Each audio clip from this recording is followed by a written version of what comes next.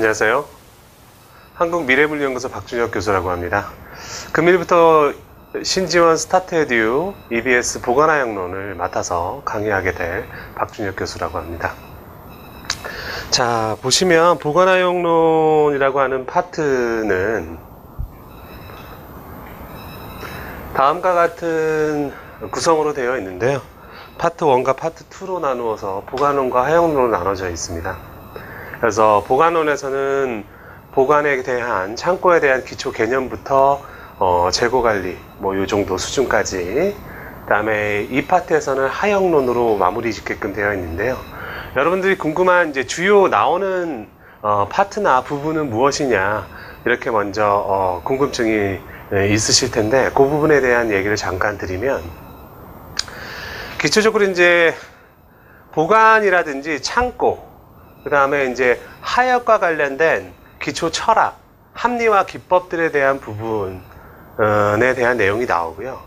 그 다음에 보관 설비, 하역 설비에 대한 내용들, 그 다음에 설비나 장비에 대한 소요량을 계산하는 문제들. 이것이 이제 지게차가 몇 대가 필요하냐, 이런 식의 문제라든지, 도크가 몇 개가 필요하냐, 이런 문제들도, 출제되는 주요 유형 중에 하나이고요. 또 하나는 이제 창고의 면적은 어느 정도 가져야 되느냐, 컨테이너 터미널을 건설을 한다면 전체 면적은 어느 정도 필요로 하느냐, 그런 측면들. 그 다음에 마지막으로, 이제 재고 관리, 자재 관리, 구매 관리, 이런 측면의 이제 산수 문제. 그래서 경제적 주문 수량을 구한다든지, 수요 예측에 의한 수량을 구한다든지, 이런 문제가 주로 많이 나오고요. 그 다음에 완제품 소요량이 나와 있다면 각각의 원부 자재는 몇 개씩 필요하느냐, 언제 몇 개씩 필요하느냐, 이런 것들을 구하는 MRP 문제. 그래서 구분을 해보면, 정리를 해보면 이렇게 돼 있어요. 보관, 그 다음에 창고, 그 다음에 하역, 합리화 기법, 합리화 기토 철학과 관련된 내용들, 그 다음에 보관 및 하역 설비,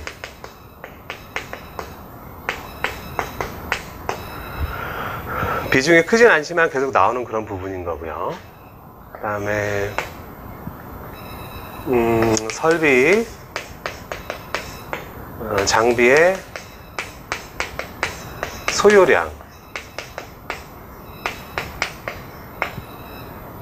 여기 이제 부차적으로 이제 공간, 면적에 대한 소요량,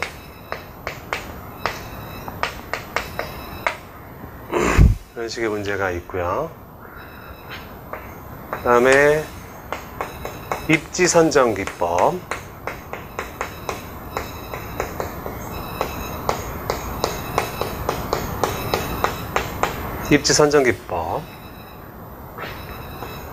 그 다음에 EOQ나 수요 예측이라든지, 순차적으로 쓰면 수요 예측을 먼저 적어야겠네요. 항상 모든 물동량 구하는, 혹은 물류 계획이라든지 보관 계획 이런 것들을 할 때 기초가 이제 수요 예측이거든요. 수요 예측. 그 다음에 완제품 수요량에 대해서 원부 자재에 대한 소요량을 구하는 MRP, 자재 소요량 계획. 그 다음에 EOQ, 경제적 주문 수량. 그 다음에 경제적 생산량. 부분적으로 작긴 하지만, 크게 이제 이렇게 5가지로 나눌 수가 있고요. 그래서 현재 추세는 일반론적인 내용들이라든지 이해에 관련된 부분들은 단촐하게 이제 진행이 되고, 주안점으로 계속 출제 빈도가 높아지는 쪽은 산수 문제 쪽이에요. 3, 4, 5번 쪽에 나오는 산수 문제 계산하는 문제라, 과거에 비해서 비중이 굉장히 높아져서 한 40문제 중에서 15문제 정도 되는 그래서 절대 버리면 안 되는 그런 파트가 됐어요. 골자는 이렇게 된다는 것을 이제 설명을 드리면서 절대 산수 문제 포기하지 말고 진행할 수 있도록 당부드리면서 강의를 진행해 보도록 하겠습니다.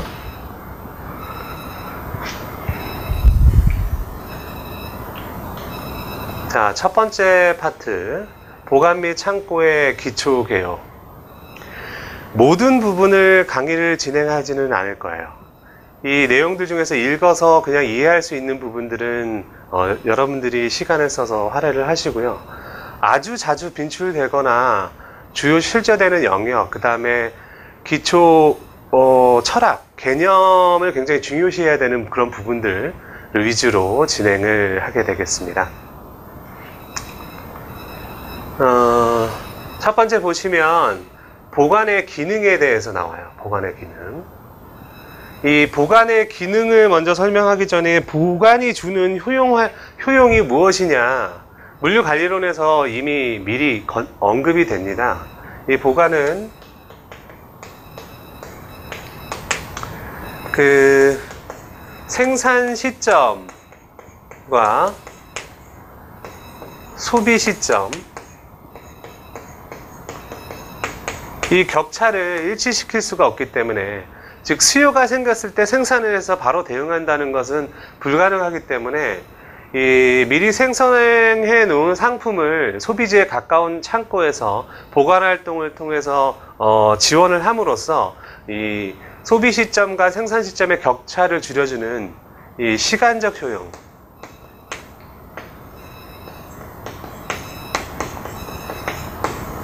효용을 주는 활동이라는 거 먼저 이제 앞에서 얘기를 드리고 싶고요. 그 다음에 이제 보관이라는 활동하고 이제 창고 활동이 나온다면, 이 창고 활동은 이 보관 활동과 그 다음에 설비 활동, 이런 것들을 포괄을 하기 때문에 창고 활동이 훨씬 더 포괄적인 개념이라는 거 이제 기초적으로 알고 진행을 하셨으면 좋겠습니다. 그런 측면에서 보관의 기능을 살펴보시면, 첫 번째는 이제 인격적 기능을 수행을 한다라고 얘기를 합니다. 인격적 기능이라고 하는 것은 그 생산자나 뭐 유통업자나 물류업자나 다 사업체잖아요, 그죠? 그런 인격체, 법인으로서의 인격체 간의 어떤 활동을 조정한다라고 해서 이제 인격적 기능을 수행을 하고요. 특히나 이제 생산자와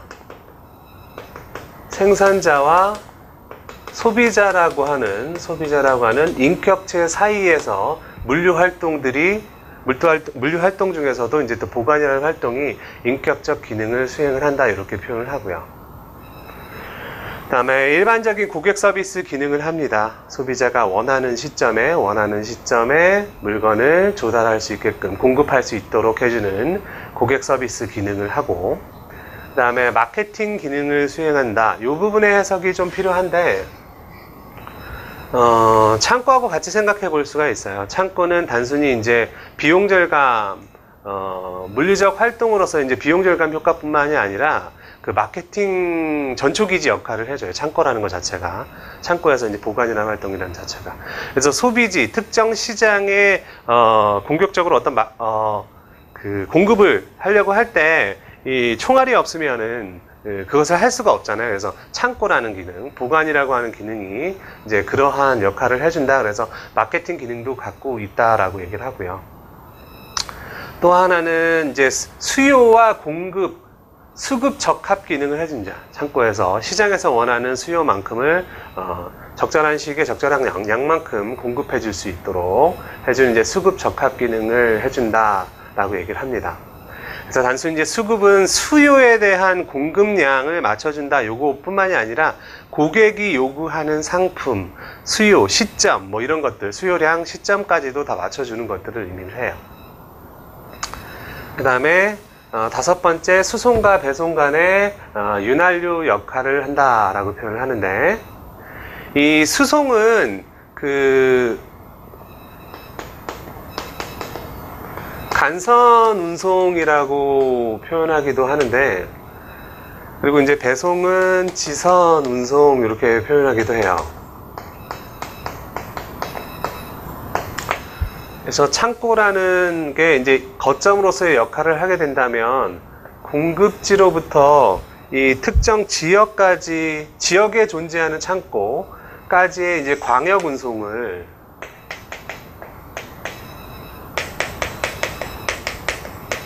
이런 걸 이제 수송이라고 하죠.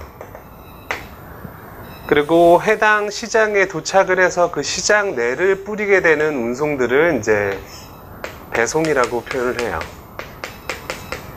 그래서 창고가 이렇게 뭐 그 공급지에 가깝게 있는 물류센터도 있고, 그 다음에 이제 소비지 가까운 곳에 있는 배송 거점도 있는데, 이 거점 모두 다 보관이라는 활동을 통해서 수송 활동과 배송 활동의 윤활유 역할을 해준다라고 표현하는 것입니다.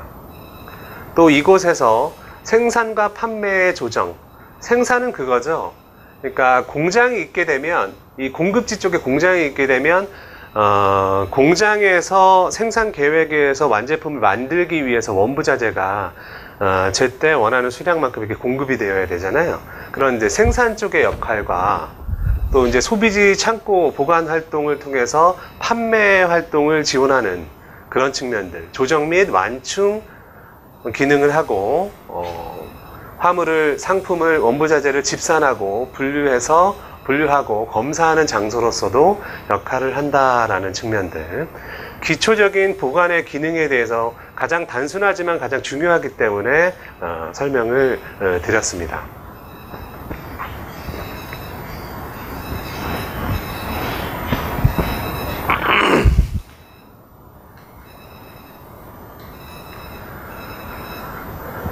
다음을 보시면 보관의 원칙에 대해서 나와요. 보관이라는 활동, 화물이나 상품, 그죠? 원부자재나 상품이나 이런 것들을 보관을 할 때 기초적인 합리적인 보관 방법은 무엇이냐, 그 원칙은 무엇이냐에 대한 내용입니다. 주로 많이 나오는 것들에 대한 원칙들이 열거되어 있고요. 첫 번째 원칙을 보시면 통로 대면의 원칙이 나와요. 창고에 들어가 보면 그 일반적인 팔레트 랙을 기준으로 보시면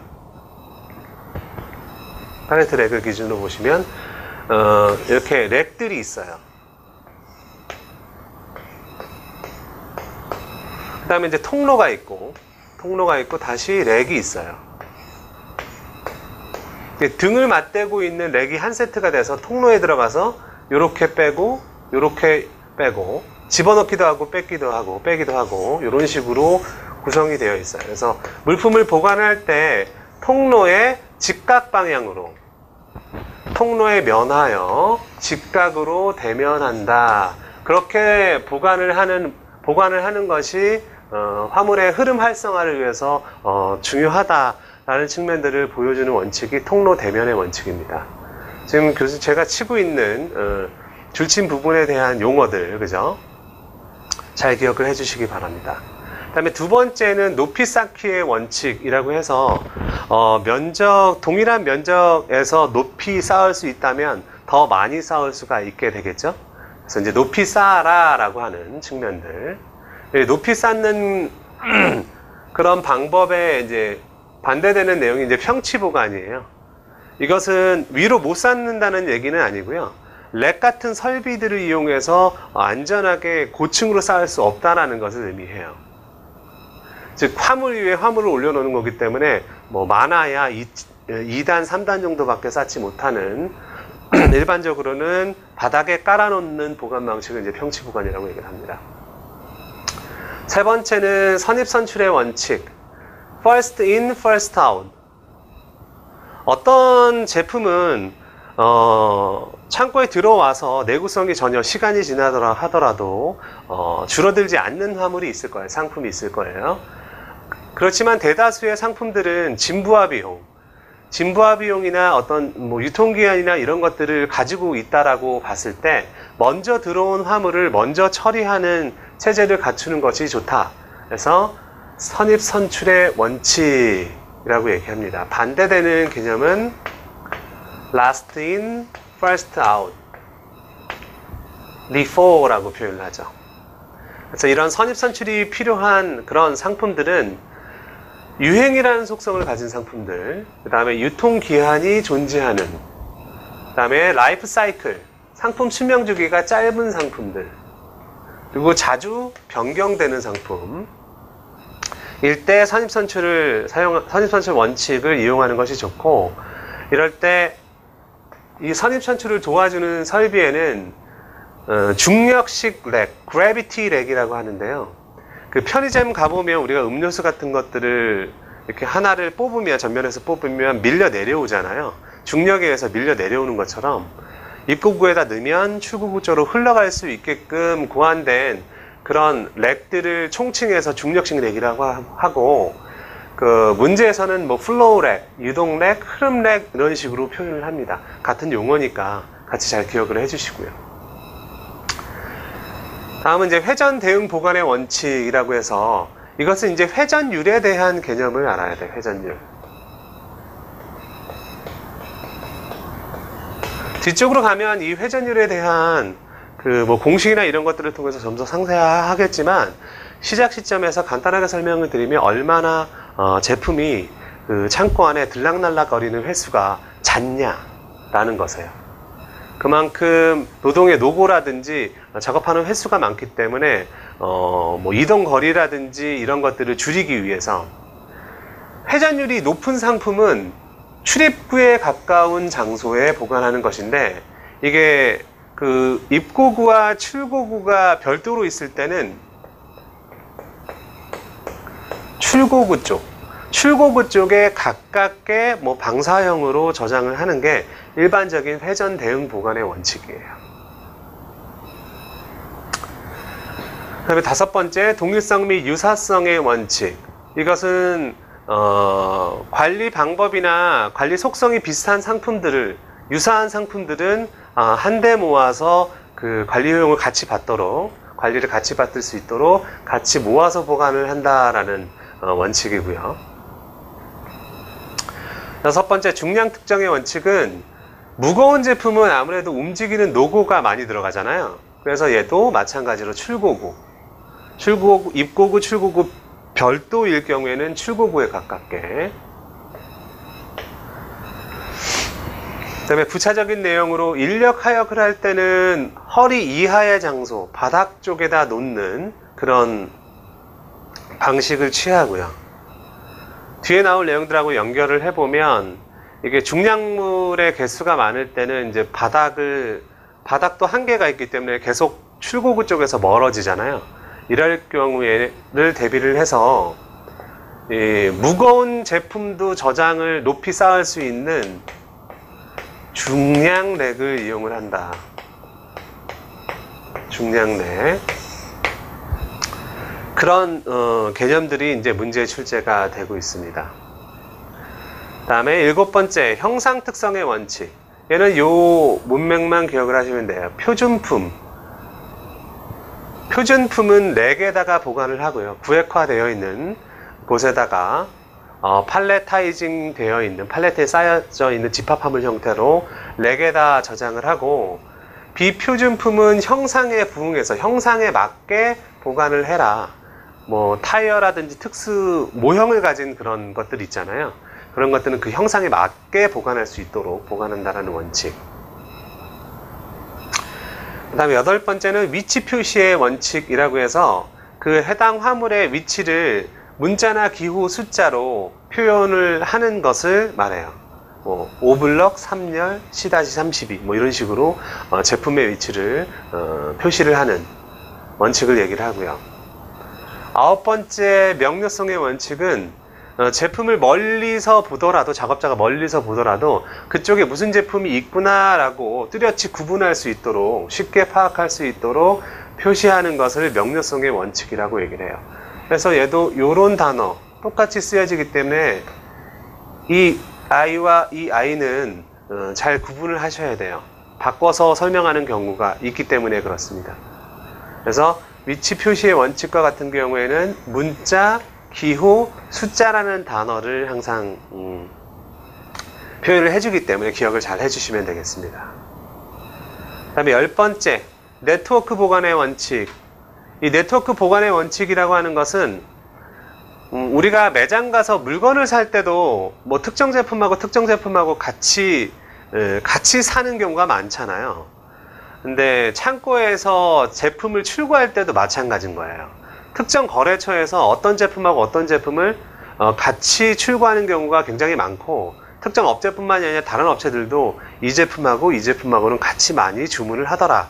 이럴 경우에는 그 연대적 출고가 일어나는 이런 상품들은 한데 모아서 이동 거리를 줄여준다라는 원칙이 이제 네트워크 보관의 원칙이라고 얘기를 합니다. 그래서 이쪽에서는 번갈아 가면서 계속 나오기 때문에 해당 개념들을 명확히 해주시는 게 굉장히 중요합니다. 자주 나왔던 부분들을 보면 이제 뭐 통로 대면의 원칙이라고 하든지, 통로 대면의 원칙이나 선임선출 원칙에서 선임선출을 해야 되는 상황, 상품의 종류, 그 다음에 뭐 회전 대응 보관의 원칙, 그 다음에 형상 특성의 원칙, 위치 표시 명료성의 원칙에 비교하는 문제, 이런 식의 문제들이 이제 주로 빈출돼서 나왔던 부분이다.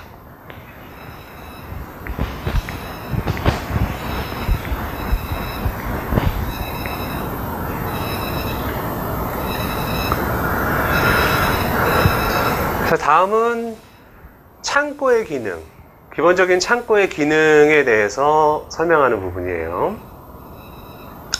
창고에서 일반적인 흐름은 다음과 같은 작업들이 이어져서 이루어진다. 입하라고 표현하기도 해요. 둘 다 한문이고 화물을 의미해요. 화주 할 때 그 하도 화물을 의미하는 거예요. 딱 표준화해서 쓰고 있지 않기 때문에 둘이 같은 의미라는 것을 기억을 해주시고요.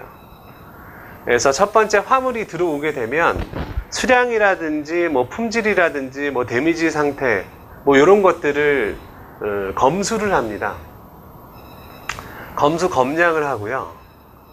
그 다음에 경납, put-away, 이 영어 단어는 좀 기억을 해주실 필요가 있어요. 이것은 검수된 상품을 보관구역으로 이제 밀어 넣는 활동을 의미해요. 개별 활동으로 쪼개서 지금 표현한 거예요. 그래서 제품이 이제 저장되게 되고요. 그 다음에 주문이 들어오게 되면, 고객의 주문이 들어오게 되면 그 주문에 맞춰서 보관된 각 구역 렉에서 해당 상품들을 뽑는 활동들, 뭐 일괄 피킹해서 오는 경우도 있고, 한 오더에 대해서 이렇게 피킹을 일일이 하는 경우도 있고, 오더에 대한 피킹 활동이 있고요. 그 다음에 이제 검품, 오더 지시서대로 한 곳에, 한 거래처의 오더가 제대로 피킹이 되었는지, 이것들을 이제 검품하는 과정. 검품이 끝나면 포장을 하고 출하, 차량에 실려서 내보내는 것을 의미하죠. 출하라는 과정으로 이 절차가 이루어져 있고요. 이 중에서 가장 많은 시간이 소요되는 작업은 오더 피킹 작업이에요. 오더 피킹. 그래서 요즘에는 이 오더 피킹 작업의 효율화를 위해서 스탁 투 오퍼레이터, 재고가 작업자에게 이동할 수 있도록 지원하는 기기들이 늘어나고 있어요. 특히나 뭐 이제 로봇이나 이런 것들이 많이 사용이 되고 있고요. 렉 자체도 렉이 이제 작업자 위치로 오게끔 하는 그런 경우가 많이 있죠. 어쨌든 이 오더 피킹 작업이 가장 많은 소요 시간을 잡기 때문에 그러한 합리화 기법들, 장치들이 개발되고 있다. 자, 이어서 창고의 기능, 일반적인 것들을 보시면 창고는 저장을 해주죠. 그리고 이제 보관 활동과 똑같이 수급 조정을 해줍니다. 그리고 가격 조정 기능도 해줍니다. 창고에 미리 제품을 많이 보유하거나 그 수요에 대비해서 많이 보유를 해줌으로써 적정한 가격을 계속 유지할 수 있도록, 어떤 그 원부자재의 가격이나 이런 것들이 많이 요동치다 하더라도 일정한 가격을 유지할 수 있도록 해주는 가격 조정 기능을 갖고 있고요. 원래 이런 좋은 기능을 갖고 있습니다. 근데 우리는 물가는 바로 반영이 되죠. 자, 그 다음에 다른 기능들과의 연결 기능을 해주고요. 이제 운송이라든지 뭐 하역이라든지 이런 앞뒤 단계의 물류 기능 활동들, 물류관리론에 나오잖아요. 물류의 기능, 운송, 보관, 하역, 포장, 뭐 유통, 가공, 물류정보, 물류관리. 그래서 다른 활동들 간에 운송이나 뭐 하역 간에 어떤 중간 기능을 해준다, 연결 기능을 해준다 라고 볼 수 있고요. 그 다음에 이제 매매기관적 기능도 가진다. 그러니까 창고라는 곳 자체가 어떤 매매의 장소로도 이용이 되는데, 특히 이제 도매, 소매점은 이제 소비자를 그 대면 판매를 하기 때문에 입지가 굉장히 중요하고, 그래서 소비지 가까운 곳에 이제 위치하지만, 도매상이 소매상한테 팔 때는 입지가 그렇게 중요한 건 아니잖아요.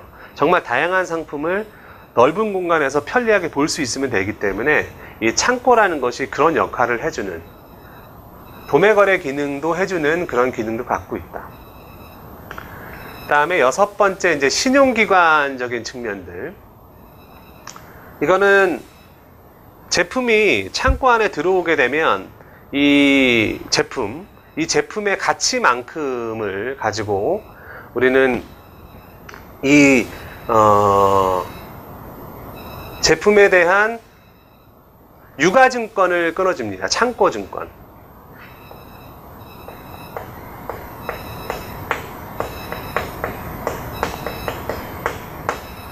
유가, 가치가 있다라는 거죠. 가치를 가진 서류라는 거예요.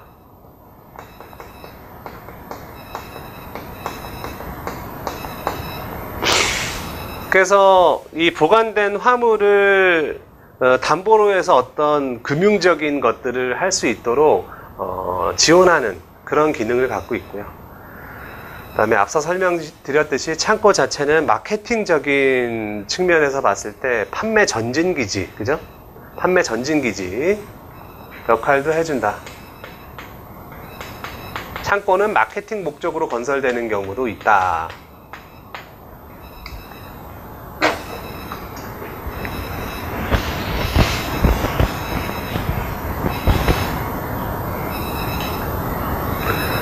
창고의 필요성, 창고의 기능들하고 그 연결해서 다 같이 생각해 볼 수 있어요. 기초 철학은 비슷한데요. 우리가 똑같은 내용인데도 불구하고 다르게 설명되거나 다른 측면에서 표현할 수가 있잖아요. 그래서 창고의 필요성을 한번 살펴보시면, 생산자와 소비자 사이의 시간적, 공간적 차이를 한다. 연결적 기능으로 봤을 때 이제 창고가 시간적 효용을 주기도 하죠. 운송 활동과 연결이 되고요. 그 다음에 이제 규모의 경제성을 획득을 하게 된다. 수송 측면, 생산 측면, 이 두 가지의 규모의 경제성 획득이 있고요. 이 규모의 경제, 범위의 경제,